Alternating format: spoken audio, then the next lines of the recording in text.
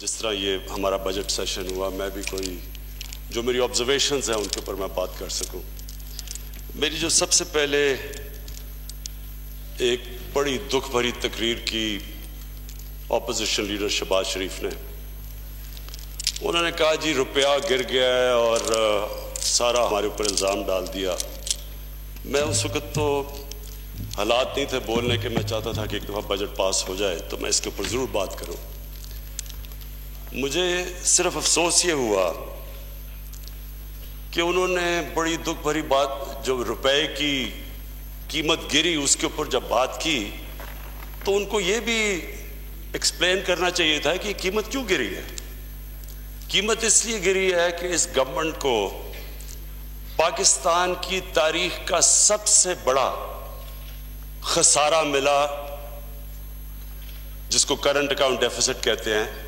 19.5 अरब dollar का खसारा मिला। अब सारी दुनिया जानती है जबकि खसारा होता है, डॉलर की कमी होती है, तो डॉलर की जब कमी होगी तो उसकी कीमत ऊपर चली जाएगी। इसमें पॉलिसीज थी, एक्सपोर्ट्स गिर गई पाकिस्तान में, इंपोर्ट्स आसमानों पे चली गई। लेकिन इसमें मैं सिर्फ आज ये जरूर कहना चाहता हूं कि बहुत बड़ी वजह मनी लॉन्ड्रिंग है। इस मुल्क में डॉलर्स की कमी की वजह इस मुल्क की जो रूलिंग एलीट ने इस मुल्क से पैसा बाहर भिजवाया, उसकी बहुत बड़ी वजह। और पैसा इसलिए बाहर गया इस मुल्क से क्योंकि जब साहिब इक्तदार इस मुल्क से पैसा चोरी करके बाहर लेके जाते हैं तो फिर किसी को नहीं रोक सकते। दुबई की प्रॉपर्टीज देखें कि पिछले 4-5 साल में 8 अरब डॉलर की पाकिस्तानियों ने प्रॉपर्टीज ली। बाहर जो हमें अभी इंफॉर्मेशन आई है कि कितना पैसा पाकिस्तानियों का, यहां के रेजिडेंट पाकिस्तानियों का बाहर पड़ा हुआ है, 10 अरब डॉलर। और जो चीजें सामने आई मनी लॉन्ड्रिंग के ऊपर, उधर जो जरदारी फैमिली, उनका जो ये सारा ओमनी ग्रुप के अंदर जो चीजें सामने आ रही हैं और आती जा रही हैं फेक अकाउंट्स का, वो यहां से पैसा चोरी करके हुंडी और हवाले से बाहर भिजवाया गया। इधर हिल मेटल, उससे पहले हुदैबा पेपर मिल, ये सारा पाकिस्तान से पैसा बाहर जा रहा था। और फिर ये जो लेटेस्ट ऑपोजिशन लीडर की जो दर्द भरी जो उन्होंने डॉलर के ऊपर अफसोस किया कि वो ऊपर जा रहा है, इनकी जो फैमिली का पिछले जो कंपनीज बनी है और ये जो चीजें सामने आई हैं, ये किस मुंह से कोई बात कर सकता है डॉलर के ऊपर? जिम्मेदार तो ये लोग हैं कि यहां से पैसा बाहर लेके जा रहे हैं।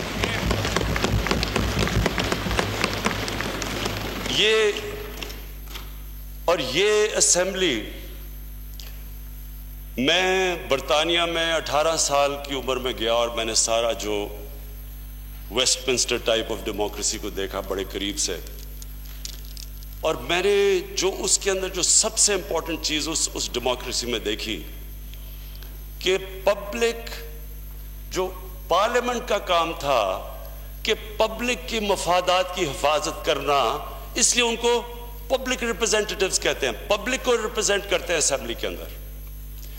ये कमाल इस असेंबली में हुआ है और बड़ी फराख दिली है हम ये सब जो यहां बैठे हुए हैं कि हमने ये इजाजत दे दी, और आपने भी स्पीकर साहब इजाजत दे दी कि वो लोग जिनके ऊपर इल्जाम है पब्लिक के पैसा चोरी करने का, वो इस असेंबली में आके तकरीरें कैसे कर सकते हैं?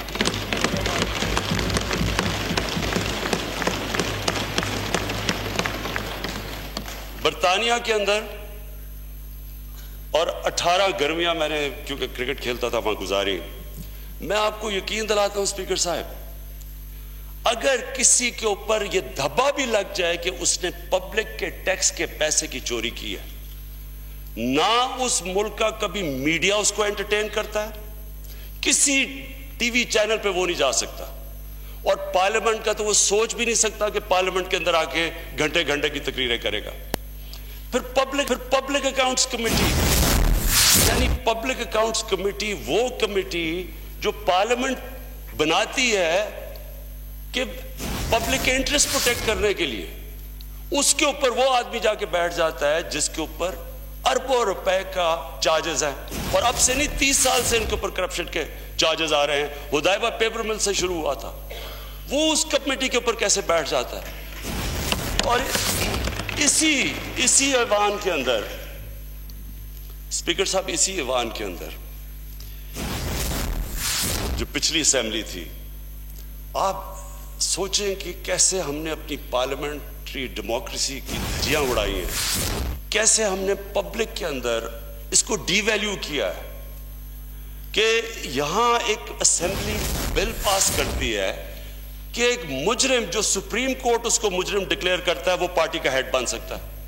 پارلیمنٹ یہ بل پاس کرتی ہے. تو میں اسپیکر صاحب آج کیونکہ میں اپنی ساری ٹیم کو بڑا مبارک دیتا ہوں, میں اپنی ساری پارلیمنٹری ٹیم پارٹی کو بڑا مبارک دیتا ہوں کہ جس طرح انہوں نے یہ بجٹری سیشن میں پارٹیسپیٹ کیا, جس طرح کی تقریریں تھیں, جس طرح کی کوالٹی تقریریں تھیں, لوگوں کی مراد سعید کی جو تقریر تھی,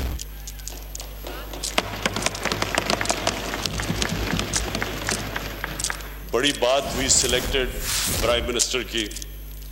وہ جو تقریر مراد سعید نے کی تھی جس میں انہوں نے جو وہ کونڈالیزا رائس کی کتاب سے کوٹ کیا تھا, کونڈالیزا رائس سیکرٹری آف اسٹیٹ تھی, اس کی اپنی بایوگرافی میں وہ کہہ رہی ہے کہ کس طرح اس نے پیپلز پارٹی کے سربراہ اور جنرل مشرف جو ملٹری ڈکٹیٹر تھا ان کو اکٹھا کیسے کیا گیا, کیسے کرپشن کے کیسز مشرف کو کہا گیا کہ معاف کرو, اور مل کے انہوں نے این آر او سائن کروایا امریکنز نے, اور اس نے یہ بھی کہا کہ ہمارے انٹرسٹ میں ہے کہ یہ ان کا سمجھوتا ہو کیونکہ یہ ہمارے انٹرسٹ پروٹیکٹ کریں گے پاکستان میں.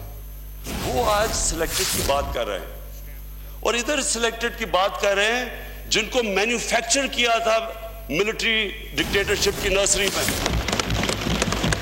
تو میں اپنے لوگوں کو پھر سے مبارک دیتا ہوں, کوالٹی جو سپیچز کی تھی. میں خاص طور پہ آج میں حماد کو مبارک دیتا ہوں جس طرح اس نے کنڈکٹ کیا.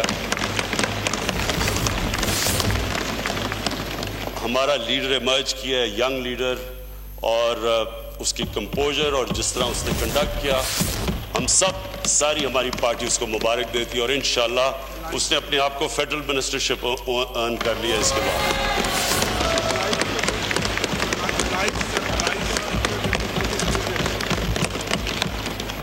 میں اپنے ایلائز کا شکریہ ادا کرنا چاہتا ہوں, جس طرح ہمارے ایلائز ہمارے ساتھ کھڑے ہوئے. بڑی ہم سن رہے تھے کہ جی گورنمنٹ گرائی جائے گی, بجٹ نہیں پاس ہوگا, بڑے بڑے نعرے مارے گئے, اور وہ جو 12th مین ہے پولیٹکس کا وہ ساروں کا ہر دوسرے نے اکٹھا کر لیتا ہے کہ گورنمنٹ گرانے کے لیے.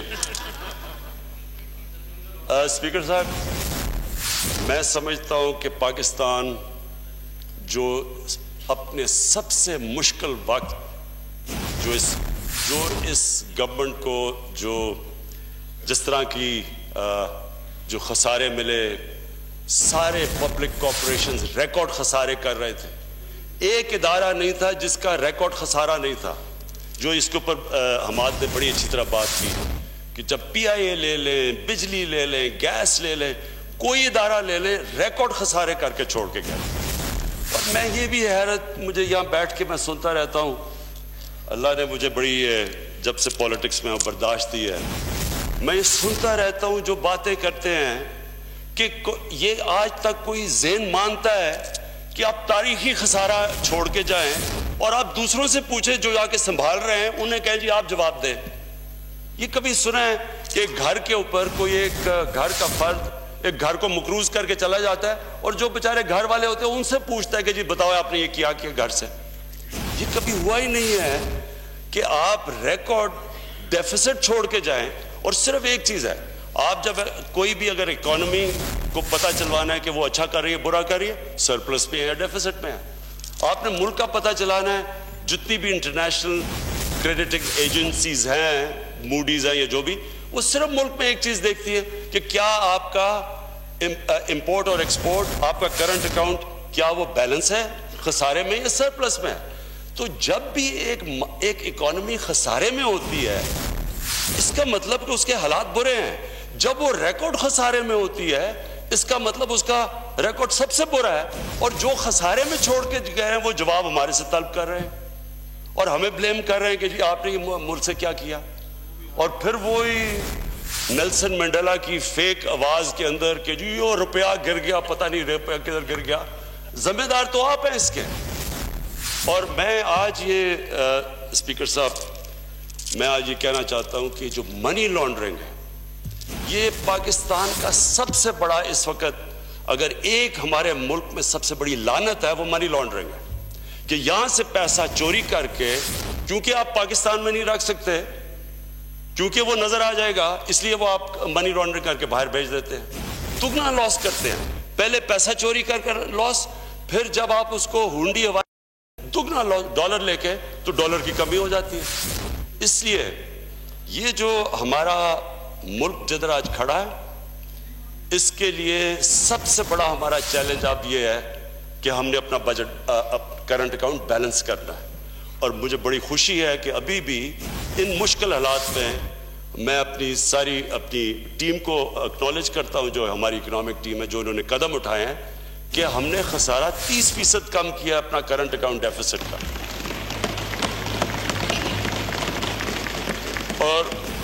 اور جو دوسرا ہم منی لانڈرنگ کے اوپر پورا اب آپ دیکھتے رہیں گے کہ پورا کریک ڈاؤن آئے گا. اس کے اوپر اب ہم پورے قدم اٹھا رہے ہیں کہ کسی قسم کی جو بھی انہوں نے پہلے لوپ ہولز دیے ہوئے تھے منی لانڈرنگ کے وہ انشاءاللہ سارے بند کریں گے. ہم اپنے اوورسیز پاکستانی کو ریمیٹنسز لیگل چینل سے پورا زور لگا رہے ہیں اور ان کی ماشاءاللہ اوورسیز پاکستانیز کی ریمیٹنسز بڑھتی جا رہی ہیں. ہم انویسٹمنٹ، فورن انویسٹمنٹ کے اوپر پورا زور لگا رہے ہیں اور پاکستان میں ہر وہ کوشش کر رہے ہیں کہ آسانیاں پیدا کریں تاکہ باہر سے انویسٹمنٹ آئے. ہم انشاءاللہ اپنا جو ہاؤسنگ پروگرام ہے اس سے اس ملک کے اندر ڈیمانڈ اور اس میں اپنا ساری اکانومی چلا رہے ہیں. یہ ہمارا انشاءاللہ اگلے ہفتے ڈیفرنٹ سکیمز لانچ ہونی شروع ہو جائیں گی اور اس سے ہوگا کہ جو اس وقت بے روزگاری ہے انشاءاللہ اس کو کم کریں گے، اکانومی ہماری چلے گی. 40 انڈسٹریز ڈائریکٹلی ریلیٹڈ ہیں وہ انشاءاللہ اس سے کھڑی ہوں گی. اور ہم نے امپورٹس ابھی کم کر دی ہیں اور انشاءاللہ اور بھی جو بھی لگژری امپورٹس ہیں جو ہم نے کہا کہ ایکزوٹک فوڈز آئٹمز ہیں وہ بالکل ہم ان کے اوپر کام کریں گے. ہماری ساری کوشش یہ ہے کہ اس مشکل وقت کا جو بوجھ ہے وہ لوگ اٹھائیں جو اٹھا سکتے ہیں، یعنی پیسے والے لوگ جن کے پاس حیثیت ہے بوجھ اٹھانے کی، کیونکہ مشکل وقت سے تو ملک گزر رہا ہے. اس مشکل وقت کا جو بوجھ ہے وہ انشاءاللہ وہ لوگ اٹھا سکیں جن کے پاس کیپیبلٹی ہے. اور ہم پوری کوشش کریں کہ جو نچلا طبقہ ہے اس کے لیے کم سے کم اس کے اوپر پریشر پڑے، اور اس کے لیے یہ بجٹ میں بھی پوری کوشش کی ہے. احساس پروگرام ہے ہمارا، اس میں 100 ارب تھا، 100 ارب سے ہم نے 190 ارب پہ کر دیا ہے تاکہ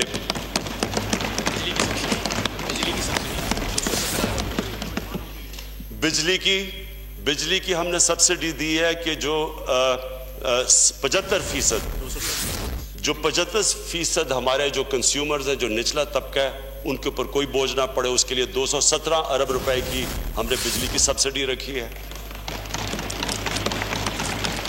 100 ارب روپے جوانوں کے لیے. اور ہاؤسنگ کے اندر ہم پوری کوشش کر رہے ہیں کہ نچلے طبقے کے لیے ہم پہلی دفعہ پاکستان میں ہاؤسنگ سکیمز لے کے آئیں. اس کے لیے علیحدہ ہم نے ایک مائکرو کریڈٹ 5 ارب روپیہ اس کے لیے رکھا ہے اور وہ انشاءاللہ بڑھتا رہے گا. اور جو ہمارے نوجوان ہیں جو ان کے لیے روزگار کے لیے ہم نے 100 ارب رکھا ہے تاکہ ان کے لیے ہم قرضے دے سکیں تاکہ ان کو روزگار مل سکے. اور جو 2 سیکٹرز ہیں جن کو ہم پوری کوشش کریں گے انکریج کرنے کی، اور ابھی بھی میں اسی میٹنگ سے آ رہا ہوں، ایک تو ہمارا ایگریکلچر سیکٹر ہے اور ہم نے کسان ہیں، ان کے لیے ہم پوری کوشش کریں گے. اور انشاءاللہ اس آنے والے ہفتے میں جو اگلا ہفتہ آ رہا ہے اس میں ہم اپنے کسانوں کے لیے پورا ڈیٹیلڈ پیکج لے کے آئیں گے ہم کیا کیا کر رہے ہیں.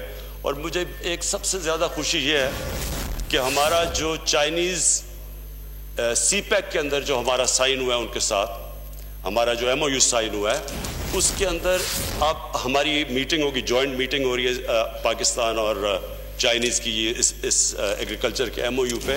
سو ان سے ٹیکنالوجی لے کے آئیں گے پاکستان میں، وہ ہماری ہر طرح لائف سٹاک میں مدد کر رہے ہیں, سیڈ ڈیولپمنٹ میں مدد کر رہے ہیں, اور ان سے انشاءاللہ ٹیکنالوجی ٹرانسفر کروائیں گے تاکہ ہم اپنی پیداوار بڑھائیں پاکستان میں, اور ہم اپنی خاص طور پہ جو لائف سٹاک میں, کہ پاکستان میں تقریباً سب سے کم دودھ کی پروڈکشن ہے, 6 لیٹر پر اینیمل ہے, اور چائنا کے اندر 18 سے 24% ہے پروڈکشن.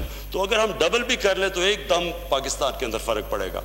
اور جو آخر میں سب سے امپورٹنٹ چیز ہے وہ ہے انڈسٹریلائزیشن. پاکستان میں جی ڈی انڈسٹریلائزیشن ہوئی ہے, اور ہم دنیا آگے چلے گی, ہم پیچھے چلے گئے ہیں. اگر ہم نے اپنے نوجوانوں کو روزگار دینا ہے تو انڈسٹری سب سے امپورٹنٹ چیز ہے کہ جو ہم روزگار دے سکتے ہیں. دوسری چیز, ہم نے اگر ایکسپورٹس بڑھانی ہے اس کے لیے ہمیں انڈسٹریلائزیشن چاہیے. تو اس بار یہ انشاءاللہ ہماری انڈسٹری, ہماری بزنس کمیونٹی دیکھے گی کہ 1960 کی دہائی کے بعد یہ پہلی دفعہ ہے کہ ایک گورنمنٹ آئی ہے جس نے پورا زور لگایا ہے اپنی انڈسٹری کو اٹھانے کے لیے. تو ان مشکل حالات کے اندر بھی ہم نے انڈسٹری کے لیے انسینٹیوز کیے, اور مزید ہم ان کو انسینٹیوائز کرتے رہیں گے. میں اسپیکر صاحب پھر سے آپ کا شکر گزار ہوں, اور میں پھر اپنی پارٹی کا خاص طور پہ, جس طرح آپ نے یہ سارا بجٹ کے اندر آپ نے الائز کا اپنی پارٹی کا خاص طور پہ شکریہ ادا کرتا ہوں کہ جس طرح انہوں نے جی مینگل صاحب آپ سب کا, اور انشاءاللہ بلوچستان کا میں یہ کہہ دوں جی, ہم نے یہ کبھی پاکستان, خواتین بھی پارٹی میں ہی ہیں, پارٹی کا شکر ادا کر رہا ہوں میں. اسپیکر صاحب, میں صرف یہ چیز ضرور کہنا چاہتا تھا, ہمارے یہاں اختر مینگل ہمارے بلوچستان کے الائز بیٹھے ہوئے ہیں, میں ایک بڑی امپورٹنٹ چیز کہنا چاہتا ہوں.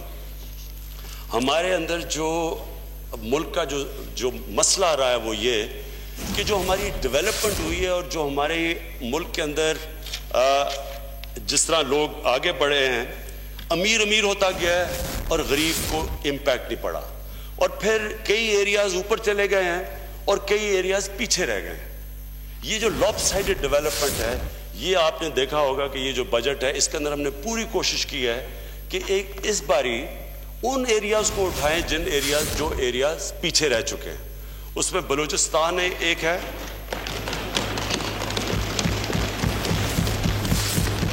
اور میں یہاں, اور دوسرا فاٹا. میں ان دونوں کے لیے میں آج خاص طور پہ پاکستانی فوج کا شکریہ ادا کرنا چاہتا ہوں.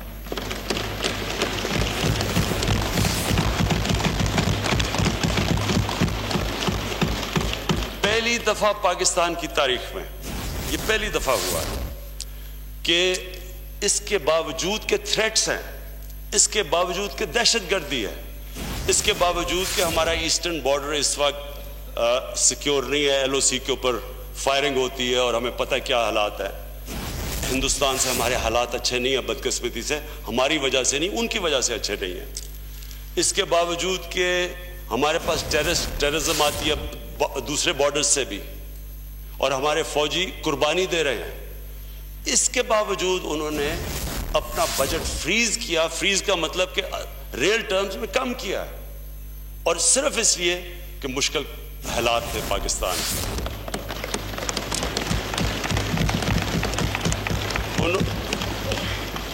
اور انہوں نے یہ دیکھا کہ گورنمنٹ بھی کوشش کر رہی ہے, ہم سب کوشش کر رہے ہیں. ہماری آسٹیرٹی کے اندر میرے سے شروع ہوا ہے, ہمارے وزیروں نے ساروں نے 10% اپنی پے کم کروائی ہے. یہ پہلی دفعہ ہوا ہے پاکستان میں, اور انشاءاللہ ہر ڈپارٹمنٹ کے اندر ہم ان کے اندر آسٹیرٹی کاسٹ کٹنگ کر رہے ہیں. مجھے خوشی ہے کہ پرائم منسٹر سیکریٹریٹ میں 30 کروڑ روپیہ ہم نے بچایا اس باری, اور انشاءاللہ اگلی باری اور بچا رہے ہیں. تو پاکستانی فوج نے جب انہوں نے کاسٹ کٹنگ کی تو انہوں نے خاص طور پہ کہا مجھے جنرل باجوہ نے کہ ہم چاہتے ہیں کہ یہ جو پیسہ بچے گا وہ بلوچستان اور فاٹا کے اوپر خرچ ہو.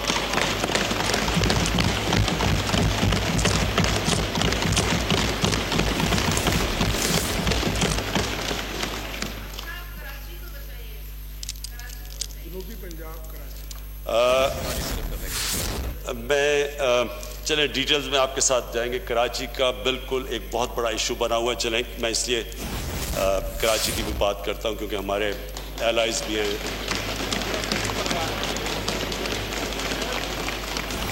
ہماری اپنی پارٹی سب سے زیادہ تو پی ٹی آئی کراچی میں جیتی ہے, اس لیے ہمارا اپنا ایشو ہے. ایلائز بھی ہمارے ہیں. دیکھیے اسپیکر صاحب, کراچی کا ایشو یہ ہے کہ جب سے یہ نیا این ایف سی ایوارڈ آیا ہے تو سینٹر کے پاس تو جب سینٹر صوبوں کو پیسے دے دیتا ہے اس کے بعد سینٹر تو خسارے پہ چلا جاتا ہے. تو سینٹر کو تو قرضے لے کے اپنے خرچے پورے کرنے پڑتے ہیں. اصل میں یہ صوبوں کی ذمہ داری ہے کہ وہ اپنے شہروں کا دھیان رکھیں. لیکن کراچی میں جو نگلیکٹ ہوئی ہے پچھلے 10 سال میں, کیونکہ وہ پیسہ کراچی میں جو خرچ ہونا چاہیے تھا وہ نہیں ہوا. کراچی کے جو حالات ہیں اس کے لیے ہم نے بڑی کوشش زور لگا کے اسپیشل پیکج لانے کی کوشش کی ہے کراچی کے لیے. حالانکہ یہ ہے صوبے کی ذمہ داری, لیکن اس کے اندر ہم نے پوری کوشش کی ہے کہ ہم ان کو سیپریٹ پیکج دیں اور انشاءاللہ 45 ارب کا پیکج دیا اور انشاءاللہ اور بھی کوشش کریں گے. لیکن میں صرف اپنے کراچی کے صرف یہ کہنا چاہتا ہوں کہ ہمارے شہر تب تک ٹھیک نہیں ہوں گے جب تک ایک نیا لوکل گورنمنٹ کا جو ہم ایکٹ اب لے کے آ رہے ہیں پنجاب اور کے پی کے اندر, جب تک ہمارا صحیح معنی میں لوکل گورنمنٹ کام نہیں کرے گا شہر ٹھیک نہیں ہو سکتے. کیونکہ اسپیکر صاحب جو لوکل گورنمنٹ ہے, جو ہمارا نیا لوکل گورنمنٹ ہے, اس میں ہم شہروں کا ایک پورا سسٹم بنا رہے ہیں کہ شہر اپنا پیسہ اکٹھا کرے اور شہر دنیا میں اپنا پیسہ اکٹھا کرتے ہیں. تہران جب ہم گئے تو ہمیں پتہ چلا کہ تہران 70 کروڑ روپیہ اکٹھا کرتا ہے اپنا, ان کو بجٹ کی طرف سے نہیں آتا, وہ خود تہران اکٹھا کرتا ہے. ممبئی تقریباً ممبئی کا جو ہم نے لاسٹ پتہ چلوایا تھا وہ ان کا $1 ارب ممبئی اپنا ٹیکس اکٹھا کرتا ہے, اپنے ریونیوز اکٹھا کرتا ہے. اور جو ہم نے پتہ چلوایا تھا بنگلور کا, بنگلور $500 ملین اپنا اکٹھا کرتا ہے. ہمارے اس وقت جو ہم نے جب چیک کیا تو کراچی مشکل سے $21 ملین اکٹھا کرتا تھا اور جو لاہور ہے وہ $33 ملین اکٹھا کرتا ہے. تو یہ پیسہ ہے ہی نہیں, سے نہیں $33 ملین. اتنے پیسے پہ شہر نہیں سسٹین ہو سکتے. تو ہم یہ جو نیا لوکل گورنمنٹ سسٹم لے کے آ رہے ہیں, اس سے انشاءاللہ پورا ایک سسٹم بنائیں گے جو ہم نے باہر دنیا سے سٹڈی کیا ہے کہ شہر اپنا ریونیوز اکٹھے کرے. میں آخر میں جی اپنے چیف ویپ اس کو خاص طور پہ اس کا شکریہ ادا کرنا چاہتا ہوں جس طرح اس نے پارٹی کو سنبھالا ہے. عامر ڈوگر بھی ایمرج کیے ہیں اس میں سے, اور میں اسپیکر صاحب آپ کا پھر سے شکریہ ادا کرتا ہوں. Thank you.